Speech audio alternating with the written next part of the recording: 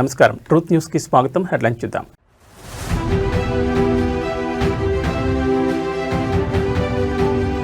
మరికొద్ది గంటల్లో ఉత్కంఠకు తెర. ఎమ్మెల్యేల అనర్హత పిటిషన్లపై స్పీకర్ కీలక తీర్పు.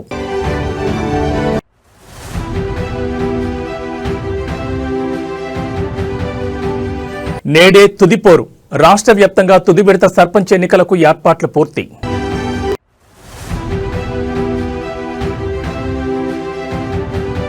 సచివాలయంలో ప్రారంభమైన కలెక్టర్ల సదస్సు. సీఎం చంద్రబాబు కీలక ప్రసంగం.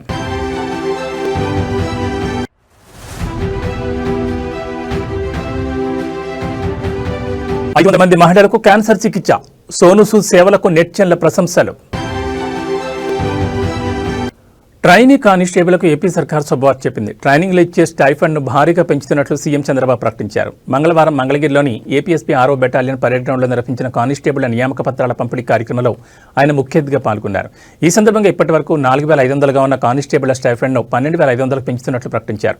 రాష్ట్రంలో శాంతి భద్రతల పరిరక్షణకే కూటమి ప్రభుత్వం ప్రాధాన్యమిస్తుందని తెలిపారు. శాంతి భద్రతల విషయంలో రాజీ పడే ప్రసక్తే లేదన్నారు. పోలీసుల గౌరవాన్ని పెంచే బాధ్యతను ప్రభుత్వం తీసుకుంటుందని, ప్రజలకు రక్షణ కల్పించే బాధ్యతను పోలీసులు నిర్వర్తించాలని ఈ సందర్భంగా సీఎం పిలుపునిచ్చారు. కాగా 6,100 పోస్టులకు నోటిఫికేషన్ ఇవ్వగా 6,014 మంది ఎంపికయ్యారని, వారిలో 5,757 మంది శిక్షణకు హాజరయ్యారని తెలిపారు. 3,343 మంది సివిల్, 2,414 మంది ఏపీఎస్పీ కానిస్టేబుల్ ఉన్నట్లు వెల్లడించారు. ఇప్పుడే కొత్తగా వచ్చిన కానిస్టేబుల్స్ అంతా స్టైఫండ్ విషయం గుర్తు చేశారు.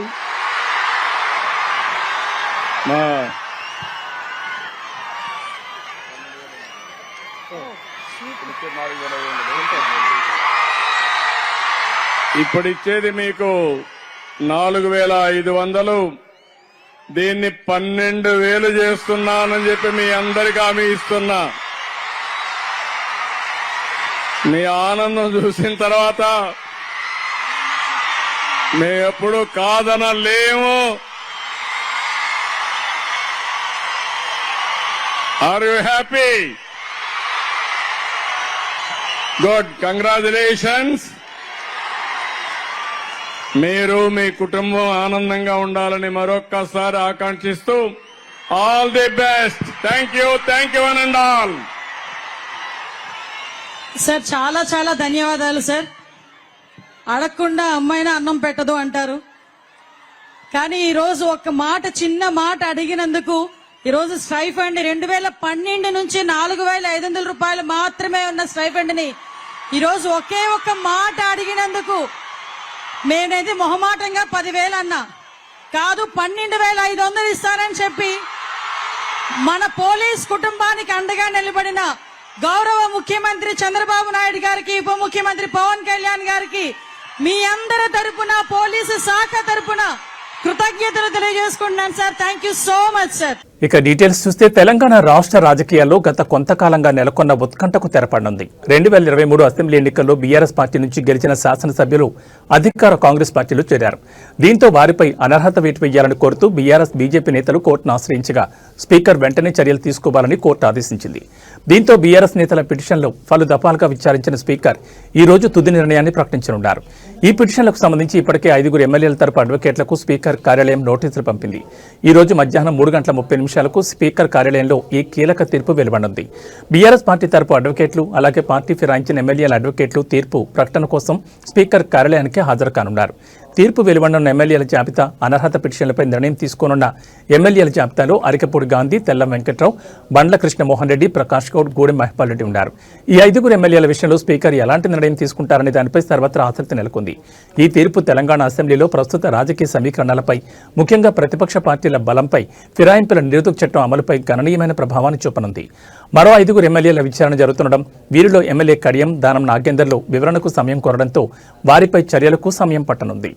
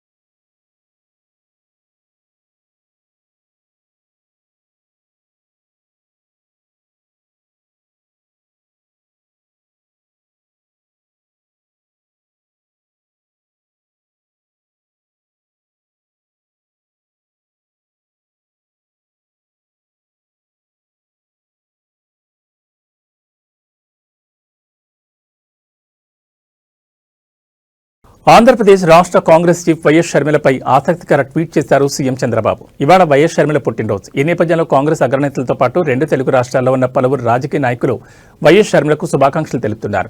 ఇందులో భాగంగానే సీఎం చంద్రబాబు నాయుడు కూడా ట్వీట్ చేసి షర్మిలకు శుభాకాంక్షలు తెలిపారు. ఆంధ్రప్రదేశ్ కాంగ్రెస్ కమిటీ అధ్యక్షురాలు వైఎస్ షర్మిల గారికి పుట్టినరోజు శుభాకాంక్షలు. ఆమెకు మంచి ఆరోగ్యం, దీర్ఘాయుషు కలగాలని ప్రార్థిస్తున్నానంటూ పోస్ట్ చేశారు.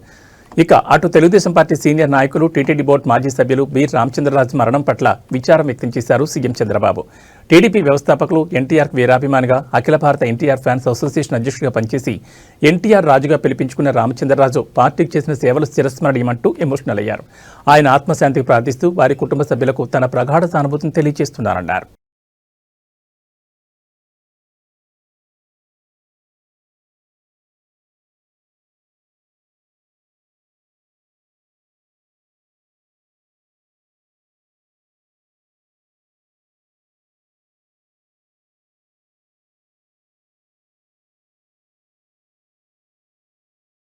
గత కొద్ది రోజులుగా రాష్ట్రంలో పులిపంజా విసురుతోంది. అన్ని జిల్లాలతో పాటు హైదరాబాద్ నగరంలోనూ ఉష్ణోగ్రతలు పడిపోతున్నాయి. గతంతో పోలిస్తే నగరంలో చలి తీవ్రత భారీగా పెరిగింది. కాగా మరో 4 రోజులు కూడా రాష్ట్రంలో కోల్డ్ వేవ్ ఉంటుందని వెదర్మ్యాన్ ప్రకటించారు. ఉత్తర తెలంగాణ, పశ్చిమ తెలంగాణ జిల్లాలో ఉష్ణోగ్రతలు 6 నుంచి 7 డిగ్రీలకు పడిపోతాయని తెలిపారు. హైదరాబాద్ నగరంలో కొన్ని ప్రాంతాల్లో 7 నుంచి 9 డిగ్రీల కంటే తక్కువ ఉష్ణోగ్రతలు నమోదయ్యే అవకాశం ఉందని పేర్కొన్నారు. ఇక ఇప్పటికే గత 10 రోజులుగా రాష్ట్రంలో కోల్డ్ వేవ్ కనిపిస్తోంది. అయితే రాబోయే 4 రోజులు మాత్రం చలి తీవ్రత మరింత పెరిగే అవకాశం ఉందని పేర్కొన్నారు. ఇదిలా ఉంటే చలి తీవ్రత పెరిగితే వృద్ధులు, చిన్నపిల్లలు ఎక్కువగా ఇబ్బంది పడే అవకాశం ఉంది. కాబట్టి అలాంటి వాళ్ళు కాస్త జాగ్రత్తగా ఉండాల్సిన అవసరం ఉందని వైద్య నిపుణులు సూచిస్తున్నారు.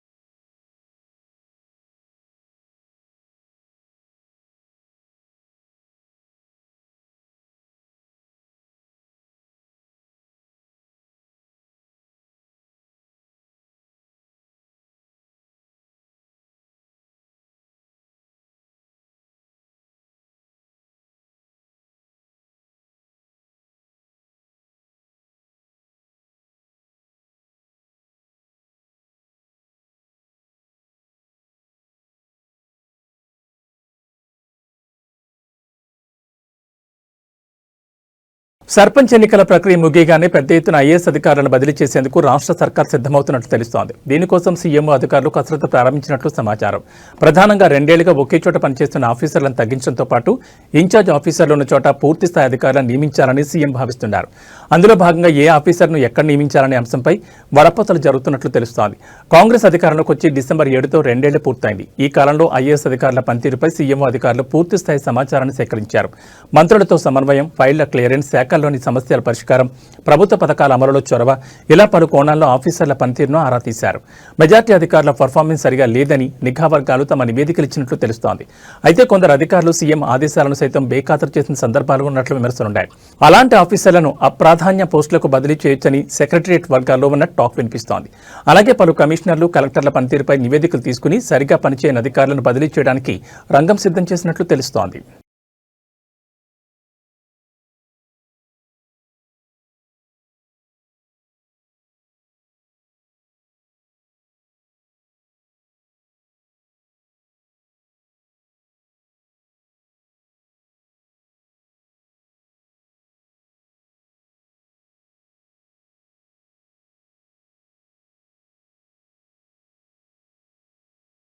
సుందరమైన సముద్ర తీరంలో వెలసి విశాఖపట్నం వాయు కాలుష్య కోరలో చిక్కుకుంటోందా?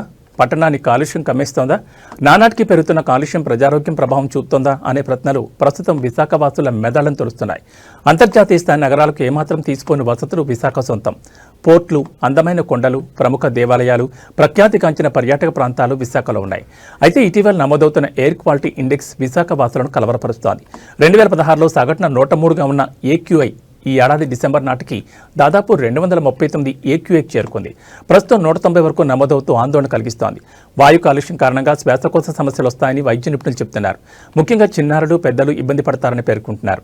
సున్నితమైన శ్వాసకోశ వ్యవస్థ ఉన్నవారు మరింత అవస్థలు పడే అవకాశం ఉందని స్పష్టం చేస్తున్నారు. ఆరోగ్యంగా ఉండేవారు కూడా శ్వాస తీసుకోవడంలో ఇబ్బంది పడే అవకాశం లేకపోలేదని అంటున్నారు. వారికి శ్వాస తీసుకోవడంలో ఇబ్బంది రావచ్చని, గొంతులో దురద వంటివి కలగొచ్చని పేర్కొంటున్నారు. అంతేకాకుండా మరికొందరికి చర్మ సంబంధిత వ్యాధులకు దారితీయొచ్చని చెప్తున్నారు. 2016లో సగటున 103గా ఉన్న ఏక్యూఐ 2025 డిసెంబర్ నాటికి 239కి చేరుకోవడం ఆందోళన కలిగించే విషయమని పర్యావరణవేత్తలు అంటున్నారు.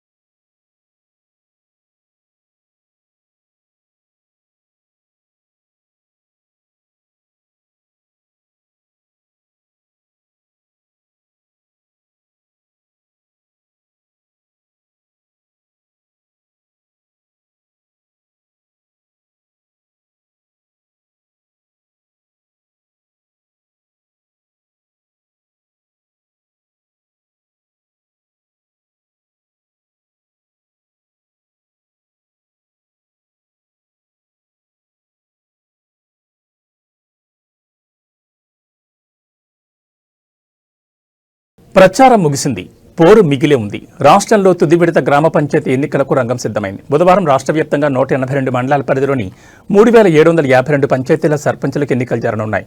అందుకోసం అధికార యంత్రాంగం ఏర్పాట్లు పూర్తి చేసింది. ఎన్నికలు ప్రశాంతంగా నిర్వహించేందుకు పోలీసులు భారీ బందోబస్తు ఏర్పాటు చేశారు. ఉదయం 7 గంటలకు ప్రారంభం కానున్న పోలింగ్ మధ్యాహ్నం 1 గంటకు ముగియనుంది.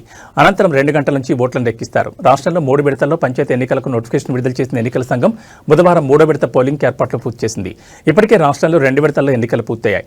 మిగిలిన 3752 సర్పంచ్ పదవులకు 12,652 మంది అభ్యర్థులు, 28,410 మంది వార్డు సభ్యులకు 75,725 మంది అభ్యర్థులు పోటీ పడుతున్నారు. వారిని ఎన్నుకోవడానికి 53,06,401 మంది తమ ఓటు హక్కు వినియోగించుకోనున్నారు. వీరిలో 26,01,861 మంది పురుషులు, 27,04,394 మంది మహిళలు ఉన్నారు.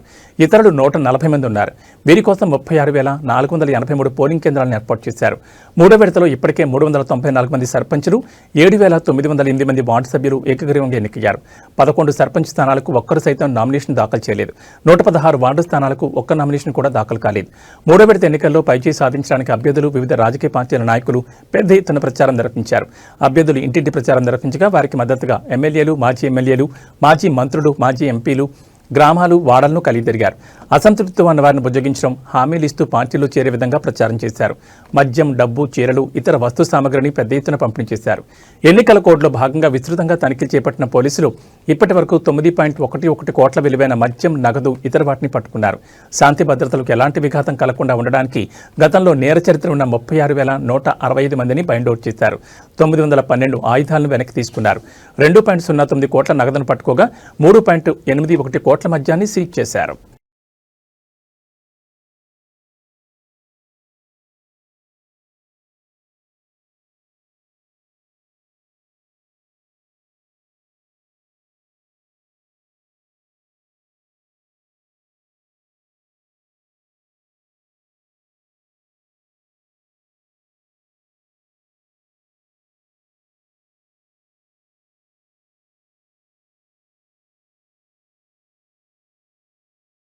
సచివాలయంలో ఏపీ సీఎం చంద్రబాబు అధ్యక్షతన 2 రోజుల పాటు జరగనున్న కలెక్టర్ల సదస్సు ప్రారంభమైంది. సుపరిపాలన, సుస్థిర అభివృద్ధి, సంక్షేమ అజెండాగా సదస్సు జరగనుంది. సదస్సుకు డిప్యూటీ సీఎం పవన్ కళ్యాణ్ సహా వివిధ శాఖల మంత్రులు హాజరయ్యారు.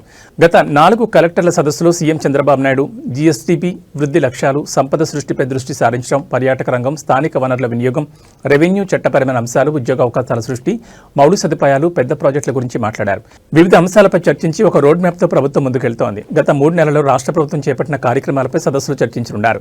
రాష్ట్రాన్ని పునర్నిర్మించాలని, పటిష్టపరచాలని సదస్సు నిర్వహిస్తున్నట్లు అధికారులు పేర్కొన్నారు. సమిష్టిగా పనిచేసిన రాష్ట్రాన్ని అభివృద్ధి చేయాలనే లక్ష్యంతో చేపట్టాల్సిన కార్యాచరణపై సదస్సులో సమాలోచనలు జరపనున్నారు. గవర్నెన్స్ అంటే అకౌంటబిలిటీ, గవర్నెన్స్ అంటే ట్రస్ట్, గవర్నెన్స్ అంటే ఈక్విటీ అండ్ ఇంక్లూజివిటీ అని నమ్మి ప్రభుత్వం ముందుకు సాగుతుందన్నారు. అయితే జీఎస్డీపీ, కేపీఐ, పబ్లిక్ పర్షిపన్, ఈ ఆఫీస్, ఫైళ్ల పరిష్కారం, కేంద్ర పథకాలు, పెట్టుబడులపై ప్రతిపాదనలు వంటి అంశాలపై నేడు సీఎం ప్రసంగించనున్నారు. కలెక్టర్ల సదస్సులో సీఎస్ కె విజయానంద్ ప్రారంభోపన్యాసం చేశారు. పాలనా సమీక్షకు కలెక్టర్ల సదస్సు కీలక భూమిక పోషిస్తుందన్నారు. మోందా సైక్లోన్ సమయంలో వేగంగా స్పందించిన జిల్లా కలెక్టర్లందరికీ అభినందనలు తెలియజేశారు. విశాఖ ఎకనామిక్ రీజియన్ సహా 3 ప్రాంతాల అభివృద్ధికి ప్రణాళికలు కూడా సిద్ధం చేసుకున్నామన్నారు. ఆంధ్రప్రదేశ్ దీర్ఘకాలిక లక్ష్యాలు, జిల్లాల అభివృద్ధి, ప్రజా ఫిర్యాదుల పరిష్కారం, ప్రజల్లో సంతృప్తి స్థాయి వంటి అంశాలపై చర్చించుకుందామని పేర్కొన్నారు.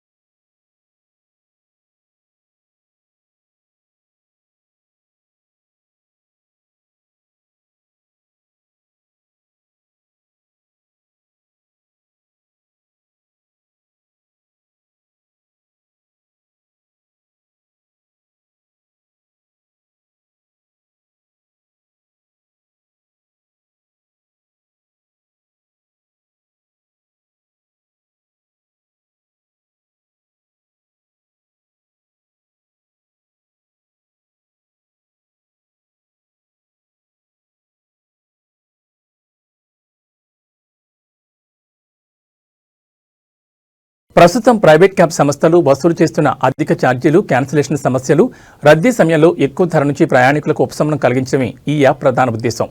ప్రభుత్వ పర్యవేక్షణలో నడిచే ఈ యాప్ ద్వారా ప్రయాణికులకు తక్కువ ధరకే సురక్షితమైన ప్రయాణం అందుబాటులోకి రానుంది.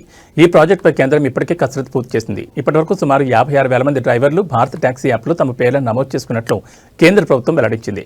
ప్రైవేట్ క్యాబ్ యాప్స్తో పోలిస్తే డ్రైవర్ల నుంచి వసూలు చేసే కమిషన్ తక్కువగా ఉండడం వల్ల డ్రైవర్లకు ఎక్కువ ఆదాయం లభించడంతో పాటు ప్రయాణికులకు కూడా తక్కువ ఛార్జీలకే సేవలు అందే అవకాశం ఉంటుంది.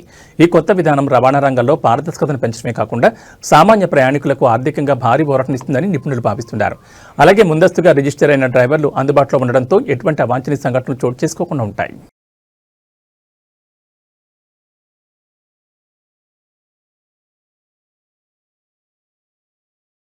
బాలీవుడ్ స్టార్ హీరో సోనూ సూద్ సినిమాలకు గ్యాప్ ఇచ్చి సేవా కార్యక్రమాలు చేపట్టారు. కరోనా సమయం నుంచి ఆయన ఎంతో మందికి సహాయం చేస్తున్నారు.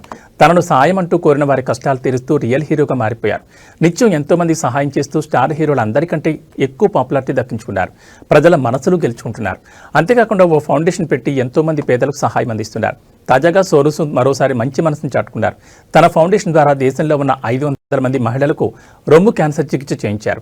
ఈ విషయంపై సోనూ సూద్ మాట్లాడుతూ మొత్తం 500 మంది పైగా శస్త్రచికిత్సలు జరిగాయి. 500 మంది మహిళలను మేము కాపాడగలిగాం.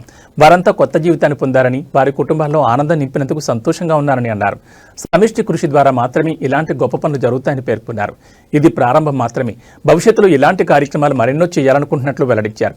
ప్రస్తుతం ఈ కామెంట్స్ నెట్టింట చక్కర్లు కొడుతుండగా ఆయన మంచి మనసు గురించి తెలుసుకున్న వారంతా నువ్వు దేవుడివి స్వామి అని ప్రశంసల వర్షం కురిపిస్తున్నారు.